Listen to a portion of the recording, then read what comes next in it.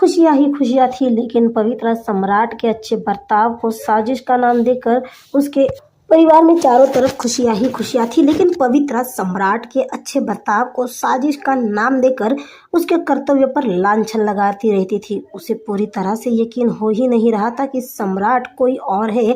सम्राट उसे फूटी आंख न समाता था। पवित्रा का ऐसा बर्ताव अब सम्राट से भी सहा नहीं जा रहा था। सम्राट को लगने लगा था शायद वक्त के साथ साथ पवित्रा की नफरत उसके लिए कम हो जाएगी, लेकिन ऐसा न हो रहा था। सम्राट एक पावरफुल बिजनेसमैन था। हर कोई उसे नीची आवाज में बात करता था, हर कोई उसकी बहुत रिस्पेक्ट करता था।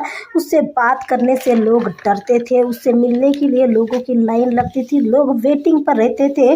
और इसके बावजूद पवित्रा बार बार सम्राट की इंसल्ट करती थी। सम्राट ने कुछ ही दिनों में अपना बिजनेस बहुत बढ़ाया था। इंडिया में आकर सम्राट से मिलने के लिए लोगों के दो दो दिनों तक राह देखनी पड़ती थी, और यहाँ पवित्रा पल पल उसे खरी खोटी सुनाती रहती थी। पवित्रा सम्राट की पसंद नापसंद को हर बात को ध्यान में ले रही थी, लेकिन शेर सिंह और सम्राट के कुछ आदतें या पसंद नापसंद कुछ भी सरीका न था, कुछ भी मैच नहीं हो रहा था।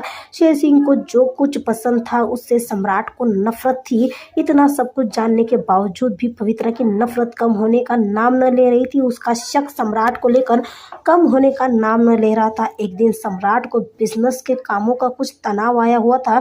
वह बहुत गुस्से में था। तभी पवित्रा उसे रात का खाना देने आती है। पवित्रा सम्राट का खाना रख सम्राट को खाना खाने के लिए कहती है, लेकिन सम्राट उसे खाना ले जाने के लिए कहता है, और इस तरह से खाने को ना करने का मतलब खाने का अपमान है, ऐसा पवित्रा को लगता है। और पवित्रा को खाने का अपमान करना बिल्कुल पसंद न आया था, इसीलिए वो सम्राट को बहुत कुछ सुनाती है और उसकी तुलना ठाकुर शेर सिंह से करते हुए उसे खरी खोटी सुनाने लगती है। शेर सिंह का नाम सुनते ही सम्राट आग बबूला हो जाता है।